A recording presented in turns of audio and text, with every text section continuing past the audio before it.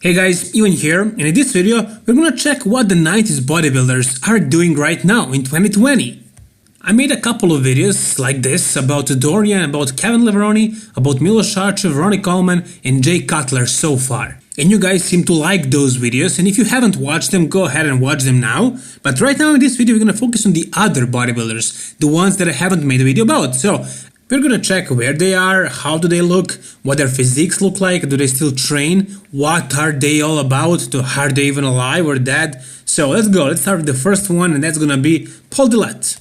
I'm sure you've seen this photo before in those bodybuilders have to retire videos, but this was quite a few years ago. He doesn't look like this anymore, not the way he looked on the photo on the right, and most certainly not on the photo on the left. And this is what Paul Dillette looks like today in 2020. He is into fashion, actually. He's actually the president of the WBFF, which stands for, obviously, the World Beauty, Fitness and Fashion. So today, Paul Dillette is a tall, skinny fashion guy, not a monster that he once was. Speaking of monsters, what about this guy right here, standing next to Paul Dillette and somehow managing to make Paul look small? Paul Dillette was, and still is, one of the biggest freaks of all time. The combination of that small waist and insanely big arms and shoulders really made him stand out and seem like one of the biggest guys ever in bodybuilding. The amount of muscle that he carried was insane for somebody of his height. He was very tall actually, but standing next to this guy, he didn't seem that impressive. Is it because of the posing? Marcus Rule was extremely good poser. I mean, he really knew how to make himself look like an absolute freak, a monster. While Paul was probably the worst poser of all time. But that's not really the point of this video. The point is what these bodybuilders are looking like right now. So Marcus Rule, take a look at him here. A freak, an absolute freak, one of the biggest, probably the biggest freak of all time. If you don't like crazy mass and this kind of nasty, freaky, monsterish physiques, you're not a fan of his. But if you like that kind of stuff, then you are his biggest fan, because it doesn't get more freaky than this. It does not. But don't worry, he did not lose all the muscle like Paul Dillette did. This is him right now. He's actually pretty big. He doesn't have the proportions, the lines, or the conditioning that he once had, but he's not small. He is still training very hard, very actively. I'm sure he's eating and he's using the supplements and everything, but it's just the old age, of course. These physiques are not forever. They don't last forever. You cannot use all the supplements forever, and your body just, starts crumbling eventually. And it happened to him, of course, as it's gonna happen to all of us. But he still kept a lot of muscle, he's still into bodybuilding, he didn't give up on it like Paul Dillette, for example, and he still looks pretty big and pretty freaky. But there is footage of him the way he once was, and that is going to be there forever. Here is Milos Sarcev, and you can check a video about him, a separate video only about him. But unfortunately there isn't one about Nasser somebody, this bodybuilder on the right here, because he passed away in 2013. So he's one of those bodybuilders from the 90s who didn't live to see the new decade. So rest in peace, Nasser somebody. There are also other guys who didn't live past the 90s, like Andreas Munzer right here, who died in 1996 due to electrolyte disbalance. I believe he tried to dehydrate himself too much, and he was the most shredded man alive, but he died. A year before that, in 1995, another legend of 90s bodybuilding died due to heroin overdose.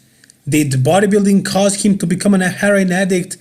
It's possible, but nobody knows. It's not bodybuilding that killed him, it was heroin overdose. Mike Materazzo, another legend of 90s, died 1 year after Nasser somebody, 2014, and the same reason why Nasser died, cardiovascular disease or a heart attack. I showed you this photo before, and I'm sure you recognize Lee Priest. Of course, he's a very popular guy, and we're gonna mention him in a moment. But do you know who is that behind him, doing the front double bicep? Behind Lee Priest, who is doing the crucifix pose? I think on the right there, is that Kevin Leveroni? And on the left, that could be Dexter Jackson. But the man doing the front double bicep behind Lee Priest is Gunther Schlierkamp. Gunther was another tall bodybuilder, just like Paul Dillette and Marcus Rule, and he was the only bodybuilder that was able to beat Ronnie Coleman after he became the Mr. Olympia in 1998 and before he was dethroned by Jay Cutler in 2006. I believe it was 2003 where he beat Ronnie Coleman in Brazil. I'm not sure which competition it was. Was it Arnold Classic Brazil or something like that? You tell me if you know. But apparently Gunter beat him. Later that year, the Mr. Olympia Gunter was allegedly robbed extremely. They didn't let him get close to Ronnie because they didn't want to see him even compared, so he was like 6th or something. Anyways, Gunter right now looks like this. He still has some muscle, the biceps are kind of there, the triceps not really, they were never his strong point even back then. The chest is there, but overall he lost a lot of weight normally. He still does have that smile, that enthusiasm and charisma that he always had. He was always, smiling, he was always in good mood, at least seemingly. And it seems like he's still that kind of guy. He didn't hold on to the size like Marcus Rule, for example, but he looks healthy, unlike Rule. He's 50. His face looks like he's 40 or maybe even less than that. So props to him. Right here in this photo you can see him standing next to Ronnie Coleman, of course, and Chris Cormier. Chris Cormier, one of the most genetically gifted bodybuilders of all time, especially of the 90s. He was extremely strong and he wasn't really trying that hard. I mean, sure, you don't become a bodybuilding legend by an accident. I'm sure he trained extremely hard and did everything else, but he liked to party. He was a party man. He would go out on weekends and he would use a lot of recreational drugs. They say he would immediately take his shirt off and started dancing with girls and so on. Here you can see him actually on a party with Dorian Yates. And Dorian actually did his fair share of partying after he retired, but not while he was competing. Unlike Chris, who never really stopped. And right now, Chris Cormier, the real deal, so-called, is one of the top trainers. He is actually in the Oxygen Gym in Kuwait and he is one of their top trainers. He is the coach of the Classic Physique Mr. Olympia 2 times, Breon Ainsley. He is the coach of Rolly Winkler right here. He is also the coach of Sergio Oliva Jr., who is doing the Arnold Classic in about 5 weeks, so we'll see what can he make of him. So yeah, he is doing great in terms of bodybuilding even today. He's still in the industry, he's a big part of it. You can see him very often with other bodybuilders at the expos, at the competitions and so on. So Chris Cormier is still a part of the community and he's one of the top trainers. Here on this photo you can see him standing next to Ronnie Coleman, the best of all time, and actually holding his ground. On the right there you can see Flex Wheeler as well. And I'm sure most of you guys already know by now, I made several videos about this. Flex Wheeler had a leg amputation surgery. His right leg from knee below was amputated, and so he's right now trying to learn how to walk with prosthetics. But in 2017 he made a comeback at the Classic Physique Mr. Olympia stage. And he looked really good, he looked in shape.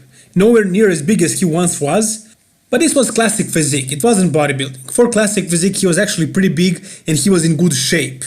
And this was only 3 years ago, so I'm sure as soon as Flex learns how to function properly with prosthetics, he can get back into this shape easily. I'm sure it's not a problem for him. This guy has probably the best genetics for bodybuilding of all time.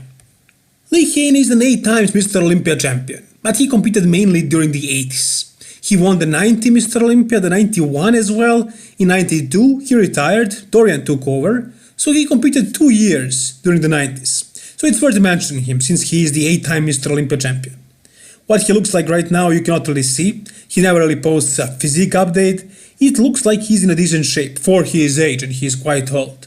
But as you can see right here, he looks healthy, he looks happy. He retired very early on when he was young, so I'm sure his health is still pretty good. Would you believe that he's actually 60 right now? He doesn't look 60. Dorian looks older than him and Dorian is 57. So props to Lee. He gave up on bodybuilding when he was young and I'm sure that's the reason why he kept his health and why he looks like this right now. One of the biggest freaks during the 90s also Jean-Pierre Fuchs, who actually could rival Dorian in terms of back development and overall mass. One of the few guys. Never really managed to bring the conditioning to that top fine level, and that was mainly because he was messing with the peak week protocols and he didn't really know what he was doing. He was talking about it in the interviews. He was basically trying to carb load, sodium deplete and so on, and he would always end up either flat or too full, spilled over, something like that. Nonetheless, he will be remembered as one of the top guys, one of the biggest freaks of the 90s. Here you can see him curling some weights. And this was not 2019 or 2020, This was a few years ago, and he looks similar to this right now, but here you can see he still has the size. He still looks pretty impressive, and he looks pretty healthy as well. These arms are looking pretty big, which were kind of his weakness, he claims. And overall, he looks really good. He looks in good shape. Forearms are looking huge, traps are there. It's a nice structure. At least it was a couple of years ago, and I'm sure he was on something right here because now he looks much skinnier and probably much fatter as well. Look at the chins right there. He looks a little bit chubby and his arms look much smaller, and everything else pretty much. So I'm sure he stopped using higher dosages. He may have had some problems and that's the reason why. But anyways, enough about the big guys. Let's mention two more guys, two more smaller little guys from the 90s, top bodybuilders as well. So first of all we have Shawn Ray. What is Shawn Ray looking like right now? He's a little bit chubby, he's a little bit fat, but he's still a valuable part of the industry, the fitness industry, the bodybuilding industry. He has his own show, Shawn Ray's Hawaiian Classic, and this is the winner of 2019, I believe. So Shawn, I think he lives there. Not sure about that, but I think so. Anyways, he's a part of the community. He's always into bodybuilding, he's doing the interviews, he's actually commentator at the Mr. Olympia. So in terms of bodybuilding business, he's doing great.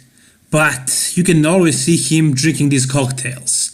Standing there or sitting usually on a beach or wherever and having fun, drinking cocktails. And that's the way he likes his lifestyle right now. He doesn't care about being in shape. He doesn't want to be lean. He has this chubby body right now. He's quite fat. You can see it in his face, especially compared to what it once was. He definitely added a lot of body fat.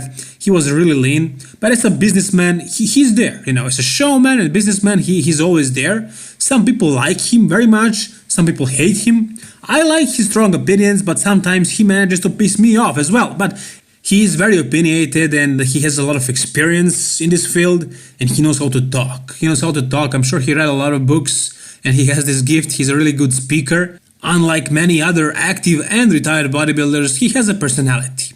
He can speak and I respect that. As far as his physique, he's pretty fat, he's pretty chubby, not very impressive physique, not at all. And now we're gonna see what his rival, his biggest rival from the 90s, aside from Dorian Yates of course, another 212 potentially guy. Back in the day they didn't have a 212, but if there was 212 division, two shorter guys were Lee Priest for example and Shawn Ray. Lee Priest had some really strong body parts like his arms, but Shawn Ray was a little bit more complete bodybuilder. So it's questionable who would be better in the 212, but as far as placing at the Mr. Olympia, Shawn Ray was much better than Lee Priest. Anyways, Lee Priest today, what he looks like. Well, it's about something like this. He tattooed his entire body basically, and that's probably why he had a melanoma on his eyelid that required a surgical operation. But if we talk about his physique, he still has really impressive arms and forearms. A lot of tattoos. His entire body basically is covered in tattoos. But he has the muscle. He still has the muscle. Maybe like 5, 6, 7 years ago, I think it was 2013, he had a comeback which was actually very successful. Now he's a little bit too old for that, but he looks impressive. For a guy of his age, for a 47-year-old, he has very big arms, bigger than probably most of you guys watching this. Is that Synthol? Maybe or not? That's a questionable and probably topic for a different video. But that's gonna be the last bodybuilder for this video. So basically now guys, if you wanted to see what 90s bodybuilders are doing right now and how they're looking, this is it. Some of them died, some of them are still alive. If you wanted to check videos about Jay Cutler, Ronnie Coleman, Milos Sarcev, Kevin Levrone, you can check them out on my channel. They're all separate videos about these guys. So that's gonna do it for this video guys. If you enjoyed it, please like the video and subscribe for more bodybuilding content like this. All the best guys and bye bye.